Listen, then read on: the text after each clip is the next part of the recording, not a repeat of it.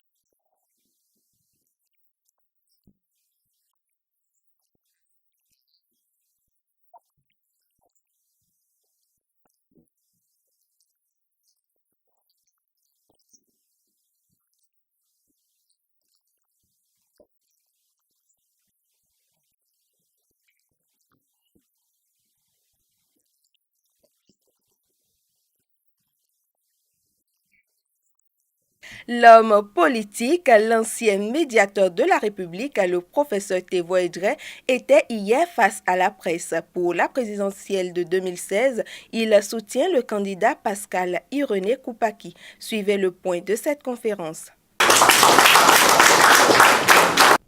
Le renard Glapi, celui que l'on surnomme le renard de Djegbé, a parlé. Devant parents, amis, collègues, hommes des médias et curieux, le professeur Albert Tévois-Edré pose un diagnostic de la situation sociopolitique du Bénin. Loin de nous, la volonté de ne pas reconnaître les efforts accomplis. Il y a des ministres ici, j'ai été médiateur. Nous avons travaillé, c'est vrai. Nous avons aussi commis des erreurs, donc fauté.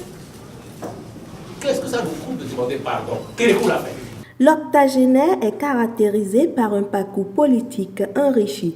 Député, ministre, médiateur de la République, représentant spécial du secrétaire des Nations Unies, Albert Tévois-Edré aurait porté tous les lauriers politiques sauf celui du président de la République, chose qu'il compte rattraper en choisissant aussi son candidat.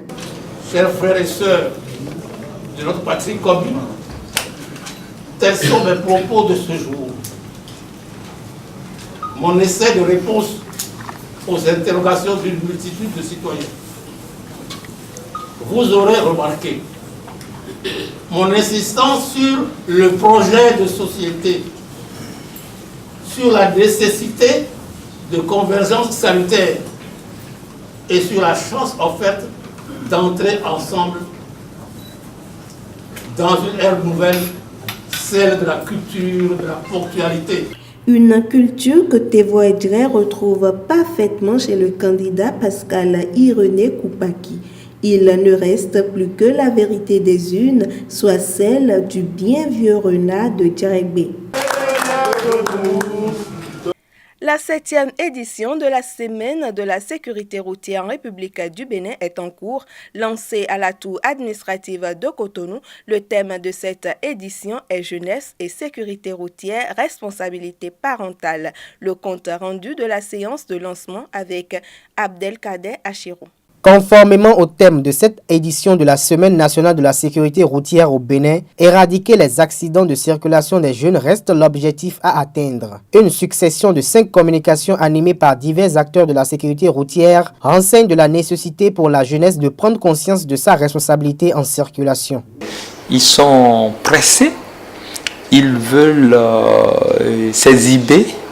Et il n'y a pas de contrôle pour l'alcool et autres. C'est le moment le plus pour que les parents s'impliquent dans l'éducation de ces jeunes et de pouvoir contribuer et également à freiner ce fléau qui gangrène beaucoup plus notre jeunesse. La jeunesse est beaucoup plus victime des cas d'accidents. À cet effet, cette édition implique les universités et d'autres secteurs du système éducatif. La responsabilité parentale est également interpellée. Pour rappeler les règles cardinales de circulation, rappeler que l'accident de la circulation n'est pas une fatalité et que sa survenue n'est que le résultat d'une série de causes, d'une série de prédispositions à l'origine desquelles se trouve à plus de 90% le comportement humain.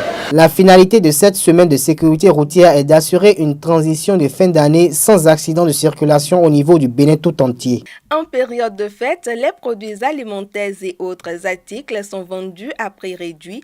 Esaü TV vous propose un reportage sur les liquidations à Cotonou. Suivez ce reportage de Léandre Kodo. Les fêtes de fin d'année sont en général favorables à l'écoulement des stocks en magasin. Au cours de cette période, les stands de vente s'improvisent dans les grandes artères de la ville de Cotonou. Les clochettes résonnent. Sur des banderoles, on peut lire « Liquidation ». Promotion, réduction de prix, la période est amorcée. Pendant les fêtes de Noël, les gens viennent et puis payent les jouets pour offrir à leurs enfants. En normal, les prix de notre pagne, c'est élevé. Maintenant, quand il y a les fêtes, on diminue les prix et on ramène ça à moins cher. Sur le marché de la liquidation, les consommateurs s'interrogent très peu sur les produits cédés à prix réduit. Le rapport qualité-prix existe-t-il? La population acquiert ces articles mais ignore que les produits cédés peuvent cacher des défauts. Non, ça n'a pas de défaut. Pour ce que moi je vends ici, ça ne périme pas, ça n'a pas de date d'inspiration. Comme cette année, elle a voulu faire la liquidation parce que nous sommes en partenariat avec mais nous sommes en partenariat avec des gens comme Kadaf Common. Nous ne vendons pas du tout des produits qui ont des défauts. Tous ces produits que vous voyez ici sont des produits venant de Turquie. En cette période, le secteur du commerce peut être cruel et pour cause, la guéguerre entre vendeurs et revendeurs, tous en promotion.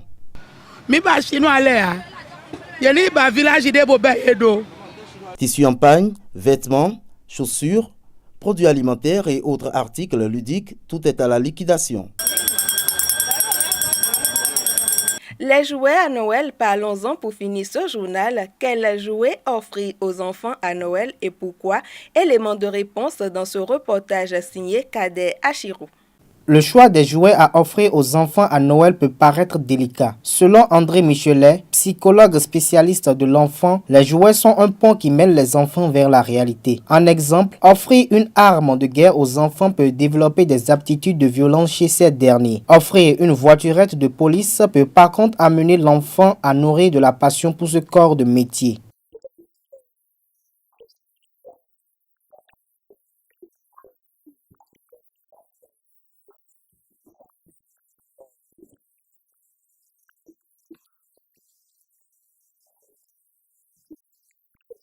Les jouets sont distractifs aussi bien pour l'enfant que pour son cerveau. Les parents accourent vers les étalages de jouets pour rendre heureux leur progéniture à l'occasion de la fête des enfants. Mais cette année, les potentiels clients se bousculent moins devant les étalages.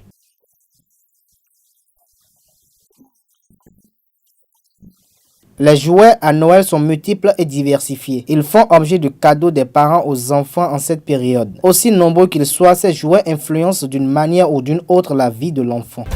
C'est la fin de cette édition du JT Soir sur Esaü TV. Je vous remercie de m'avoir suivi et vous demande de prendre du plaisir en compagnie des programmes de www.esautv.com.